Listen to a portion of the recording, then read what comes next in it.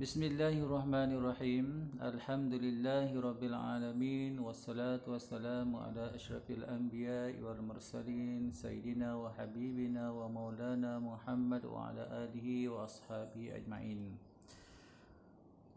Assalamualaikum warahmatullahi wabarakatuh.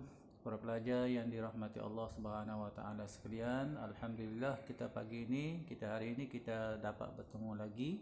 Kita sambung pelajaran kita dan insya-Allah kita hari ini masih lagi dalam bidang fiqh, dan tajuk kita nak ambil pada pagi ini ialah tajuk korban dan akikah. Dan hari ini kita fokus kepada akikah. Sebelum ini kita dah belajar tentang korban. Semuanya terangkum dalam pelajaran yang ke-14. Ada dua tajuk dalam pelajaran ke-14 ini, iaitu korban dan akikah. Dan seperti biasa, Ustaz mengharapkan agar para pelajar bagi perhatian, cari buku nota, buku bahagian fiqh dan tulis nota-nota yang insya-Allah akan ditayangkan ini. Jadi mari kita mulakan tentang akikah. Unit yang kedua ini ialah unit akikah. Unit pertama ialah korban.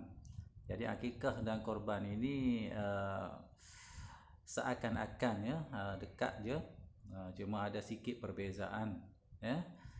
Semuanya melibatkan penyembelihan binatang ternakan, dan syarat-syarat binatang pun sama lebih kurang, tapi ada sikitlah perbezaan tentang korban dan akikah. Dan diharapkan agar semua pelajar dah faham betul-betul tentang korban baru ini. Hari ini kita fokus kepada akikah. Okey, kita teruskan. Apakah itu akikah? Akikah maksudnya ialah binatang ternakan ataupun dipanggil dalam istilah agama, istilah fiqhnya ialah al-an'am. Binatang ternakan ini al-an'am. Al-an'am itu ialah binatang ternakan berkaki empat yang halal dimakan. Biasanya orang ternak itu binatang al-an'am. Binatang ternakan al-an'am disembelih sempena kelahiran bayi. Jadi binatang ternakan ini kita sembelih sebab apa kita sembelih? Kerana lahir bayi ataupun baby. Okey, apabila lahir sahaja zuriat, kita dituntut agar menyembelih binatang ternakan dan namanya kita panggil sebagai akikah. Orang Kelantan panggil ngekah. Tapi istilah agamanya ialah akikah. Okey, apakah hukum melaksanakan akikah ini? Seperti juga korban, hukumnya sama, iaitu sunat muakkad. Sunat muakkad maknanya sunat yang sangat dituntut ke atas ibu dan bapa yang mendapat zuriat, lahir bayi, disunatkan, dituntut benar-benar agar melakukan akikah. Tetapi kalau bernazar, sama macam korban, kalau bernazar hukumnya jadi wajib. Jika kita berniat, kita sebut mulut kita, kalau aku boleh anak, aku akan akikah, maka itu sudah jadi nazar. Apabila nazar, hukumnya adalah wajib. Dalilnya, adakah perintah agama suruh kita akikah? Ada. Dalilnya disebut sini tentang ada dalil daripada hadis Nabi sallallahu alaihi wasallam yang diriwayatkan daripada Samurah bin Jundub bahawa Rasulullah sallallahu alaihi wasallam bersabda, al-ghurlamu murtahunna bi'aqiqah, yuzbahu anhu yawm as-sabi' wa yusamma wa yuhlaku ra'suhu. Itu hadis Nabi SAW sebut. Maksudnya, setiap anak, iaitu zuriat, baby, tergadai dengan akikahnya, maka pada hari ke-7 disembelih haiwan, diberi nama dan dicukur rambutnya. Hadis ini diriwayatkan dalam kitab At-Tirmizi. Maknanya setiap anak yang lahir itu dia tergadai. Nak tebuhnya macam mana? Kena buat akikah. Dengan buat akikah. Bila? pada hari ke-7 selepas kelahiran, mengikut hadis ni lah. Dan hari ke-7 ni juga kita disunatkan buat diberi nama dan dicukur rambut. Orang cukur rambut pun sunat hari ke-7. Jadi hari ke-7 ni sunat 3 benda lah dalam hadis ni. Yang pertama buat akikah, iaitu sembelih binatang ternakan.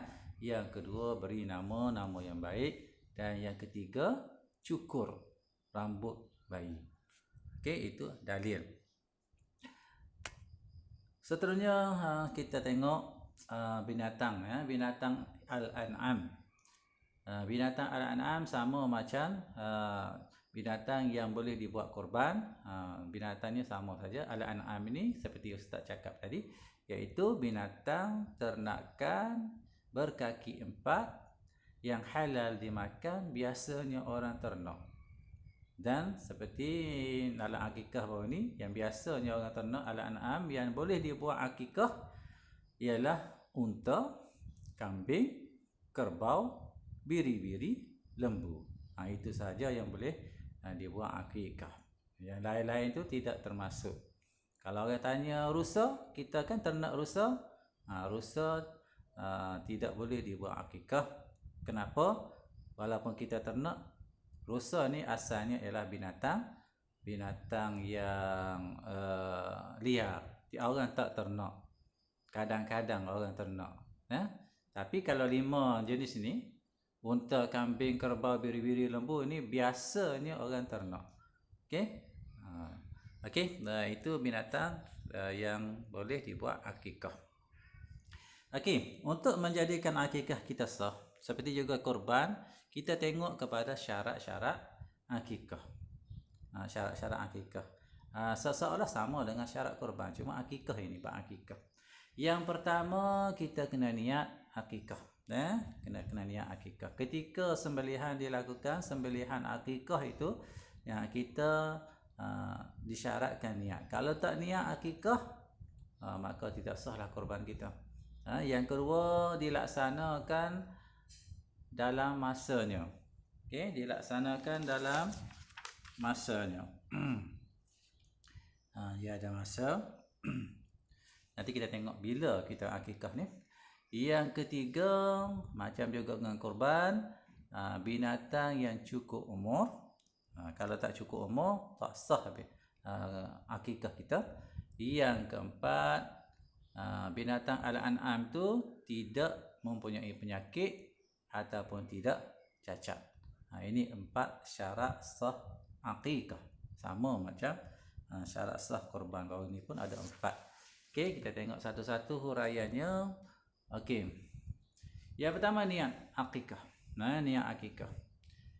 Bila kita niat akikah? Ketika binatang ternakan kita itu disembelih.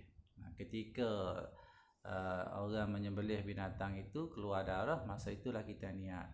Inilah akikah aku untuk anak aku, nama apa-apa, kerana sunat kerana Allah Ta'ala. Kena ada benda ni dalam kepala, dalam hati. Niat sebut mulut tu tak perlu, tidak disyaratkan. Yang pentingnya ada dalam hati, inilah akikah aku. Okey? Kena ada niat. Hatta kalau kita wakil kepada orang pun, kita kena ketika kita wakil tu kita kena niat. Wakil ke dia, suruh dia buat akikah untuk anak kita. Okey. Masa pelaksanaan tidak macam korban, dia ada masanya. Akikah ni tidak ada masa yang ditentukan. Okey, tapi biarlah setelah bayi dilahirkan. Kalau bayi belum lahir tak boleh buat akikah lagi. Okey, kalau bayi baru lahir, barulah kita buat akikah. Dan sunatnya pada hari ke-7. Tapi masa ni berterusan sehingga kanak-kanak tu umur balik. Jadi lepas lahir sunat hari ke-7, tapi kalau tak ada hari ke-7 bolehlah dibuat bila-bila masa sehinggalah kanak-kanak sudah balik. Okey, yang ketiga, umur, cukup umur. Macam juga akikah baru ni, macam juga korban baru ni, umurnya sama saja. Unta 5 tahun dan ke atas, lembu atau kerbau 2 tahun dan ke atas, kambing 2 tahun dan ke atas, biri-biri 1 tahun atau sudah bersalin gigi hadapan setelah berumur 6 bulan. Sama macam korban baru ni. Ingat, semua binatang akikah 2 tahun ke atas kecuali unta 5 tahun dan biri-biri 1 tahun. Yang lain-lain tu 2 tahun. Itu senang nak ingat. Okey. Kemudian syarat bagi binatang al-an'am yang kita nak sembelih itu mestilah bebas daripada penyakit dan kecacatan. Macam juga dengan korban. Iaitu binatang syarat korban semua dengan syarat akikah. Contoh cacat yang teruk pada satu matanya. Kalau dah cacat pada satu matanya, maka tak bolehlah kita buat akikah. Begitu juga dengan korban. Berpenyakit yang teruk. Okey, lembu kita penyakit yang teruk, tak boleh bangun ke, ataupun penyakit apa-apa saja penyakit yang teruk, maka tak bolehlah kita buat akikah. Tempang, orang Kelantan panggil kecok. Atau kurus yang melampau. Kurus yang melampau pun tidak boleh dibuat akikah. Kita nak anak kita sihat, apa ambil binatang yang kurusnya, nanti anak kita kurus macam binatang. Okey, seterusnya. Kita masuk kepada benda sunat yang perlu kita buat ketika kita akikah. Benda sunat, perkara sunat. Ini kalau kita tak buat pun sah kita punya akikah, tapi rugilah pahalanya. Kalau kita boleh buat 6 perkara ini, maka pahala kita akan jadi lebih. Okey. Yang pertama, berdoa semasa hendak menyembelih. Masa hendak menyembelih itu ketika kita duduk nak rebah daging binatang kurban itu, kita doa dulu. Doanya macam mana? Bismillahi wallahu akbar. Allahumma hadza minka wa ilaika aqiqah. Lepas tu sebut nama anak. Sebut nama anak. Okey, bismillahi wallahu akbar. Dengan nama Allah, dan Allah lah yang paling besar, yang maha besar. Ya Allah, Allahumma haza minka. Ya Allah, binatang ini daripada engkau, dan kepada engkau lah akikah. Aku akikahkan binatang ini untuk anak aku, nama apa-apa. Itu kita doa dengan Allah Subhanahu Wa Taala. Boleh pahala. Yang kedua, menyembelih ketika matahari sedang naik, iaitu pada waktu pagi lah matahari sedang naik. Kalau petang tak ada lah pahala sunat, sah tapi tak ada pahala sunat. Apatah lagi malam, sembelih pun jadi makruh malam. Okey, kenapa sedang naik? Antara rahsianya ialah kita dah makan lepas daripada itu. Kalau kita sembelih petang, lepas sembelih malam, kita nak panggil orang makan pun pada waktu malam tak sesuai. Yang ketiga, dilakukan pada hari ketujuh selepas kelahiran. Sunat dilakukan akikah ini pada hari ketujuh lepas kelahiran. Setengah kita ni tak jaga benda sunat ini, dia tinggal. Okey, dia nak tunggu anak cucu dia balik dulu baru nak buat akikah. Itu tidak ada sunat. Yang sunatnya kita buat hari yang ketujuh. Bukan sunat tunggu keluarga kumpul dulu baru nak buat akikah. Itu tak betul. Yang keempat, tidak dipatah-patahkan tulang binatang semasa memotong daging. Ketika kita siang daging tu, jangan patah.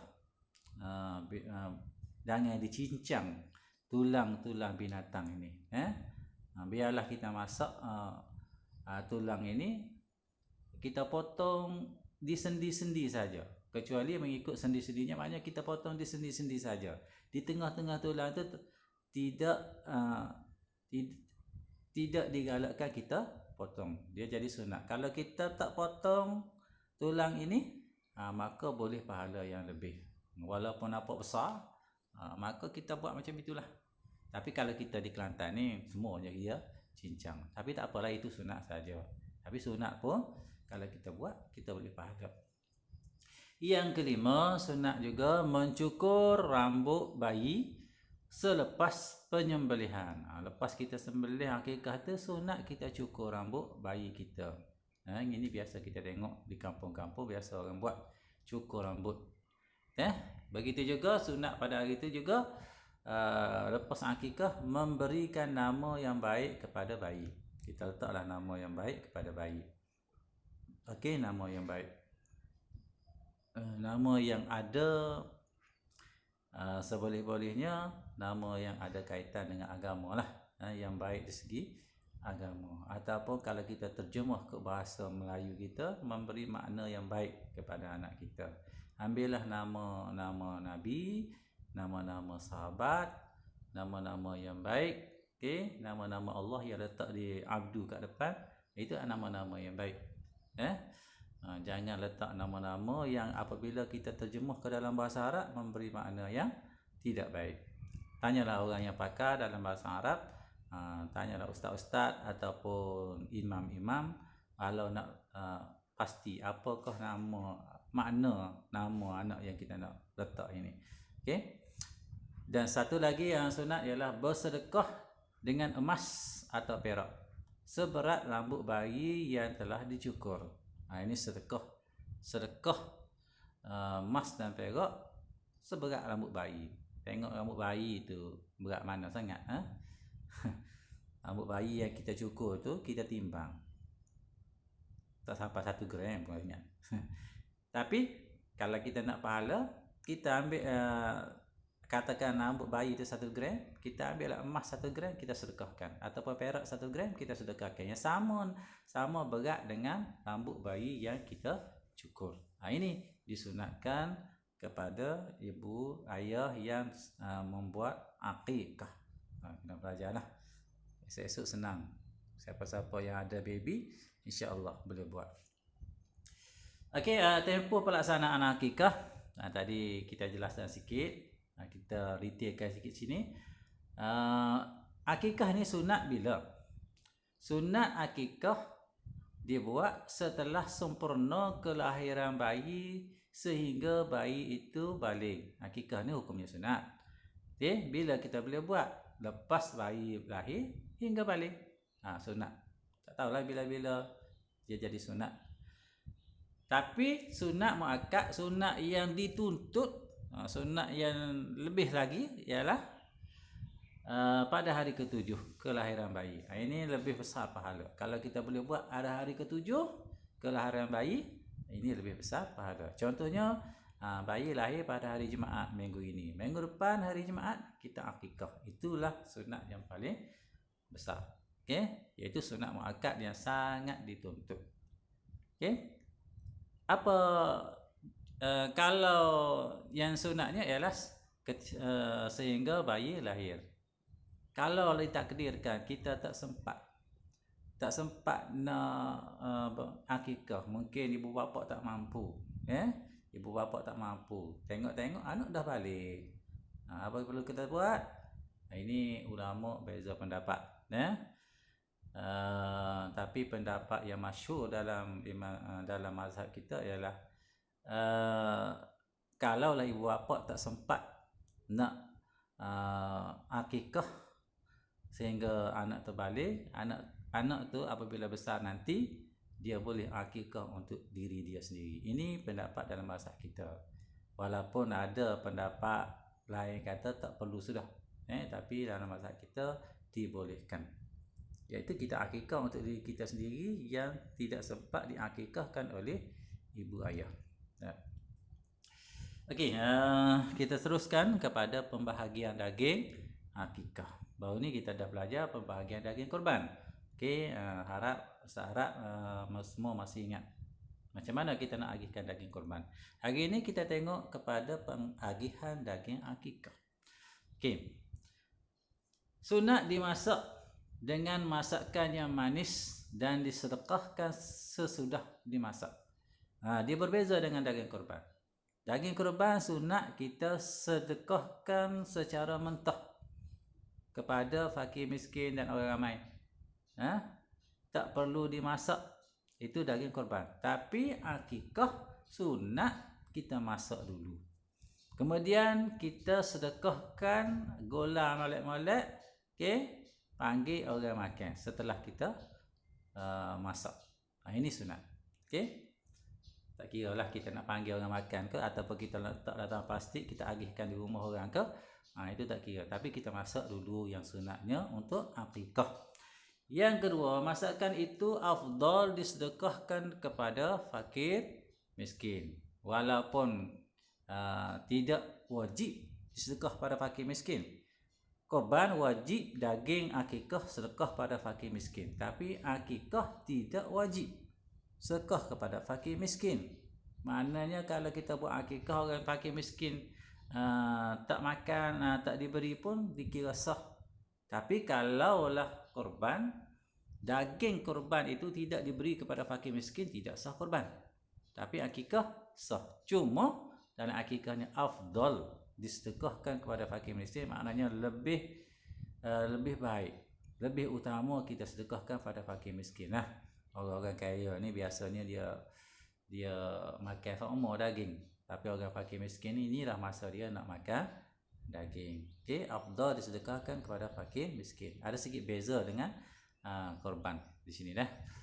Yang ketiga, masakan itu sunat dimakan oleh orang yang berakikah. Jadi orang yang berakikah sunat makan masakan akikah kita tu. Sunat maknanya boleh pahala. Kita makan sendiri pun kita boleh pahala. Makan sikit untuk kita, kemudian kita panggil orang lain makan, semuanya dapat pahala. Okey, sunat dimakan oleh orang yang berakikah. Tapi ingat dalam bab nazar, kalau akikah kita jadi nazar, kita tak boleh makan dah. Kita kena sedekahkan semua makanan itu kepada fakir miskin kalau nazar. Tapi kalau kita tak nazar, kita buat akikah biasa, maka kita boleh makan dan sunat pula, boleh pahala kita makan. Okey, seterusnya hikmah lah. Hikmah ni maknanya rahsia. Apakah kelebihan, apakah rahsia ni Allah SWT suruh ketika kita dapat baby. Okey, yang pertama menzahirkan kesyukuran kepada Allah Subhanahu Wa Taala atas kurniaan cahaya mata. Jadi Allah SWT beri anak, beri bayi, kita bersyukurlah dengan kita belanja orang makan daging. Itu syukur belanja orang makan daging, itu kita sembelih binatang akikah untuk akikah. Syukur. Maknanya kalau kita ada kalau kita ada kemampuan, kita boleh bayi lagi, kita tak akikah untuk anak kita, macam tak bersyukur. Jadi kita bersyukur dengan cara kita sponsor orang lain makan daging, insya-Allah. Yang kedua, menghebohkan berita kelahiran supaya tidak timbul prasangka. Apabila kita sudah buat akikah, orang pun tahulah kita ada baby. Kita hebohkan, oh anak itu anak orang tahu, orang kampung tahu kita ada bayi. Supaya tidak timbul prasangka, maknanya orang boleh kenal itu bayi siapa. Tiba-tiba ada baby. Ini tidak. Kalau tiba-tiba ada baby, kita tak tahu baby siapa. Tapi kalau kita buat akikah, maka kita tahu, oh dia sudah akikah, ini anak mamak ni, baru ni dia buat akikah. Tidak timbul prasangka anak siapa-siapa. Dan yang ketiga ialah menyuburkan sifat pemurah dan menjauhi sifat bakil. Jadi ini hikmahnya ialah kita nak lahirkan sifat pemurah. Belanja orang makan, jauhi sifat bakil, jangan kedekut sangat. Boleh baby pun tak boleh nak belanja orang lain makan. Okey. Itu saja untuk akikah ini. Yang pentingnya kita boleh ingat, yang pertama, apakah maksud akikah? Yang kedua, apakah hukum akikah? Yang ketiga, dalil kita boleh sebut akikah. Yang keempat, binatang akikah tu apa dia binatang-binatangnya? Apakah syarat-syarat umurnya? Yang kelima, syarat-syarat sah dia. Dan kita boleh ingat bila kita boleh buat akikah. Dan yang seterusnya kita boleh ingat juga perkara sunat ketika melakukan akikah. Dan akhir sekali ialah hikmah. Inilah terangkum dalam akikah. Jadi kita harap semuanya boleh faham dan boleh laksanakan akikah ni apabila tiba masa nanti, insya-Allah. Tak perlulah tanya-tanya tu imam lagi. Kita dah belajar. Okey. Jadi untuk setakat itu hari ini, terima kasih. Jangan lupa tulis nota ini ada elok dalam bidang fiqh. Aku qauli hadza wa astaghfirullahal azim li wa lakum. Wassalamualaikum warahmatullahi wabarakatuh.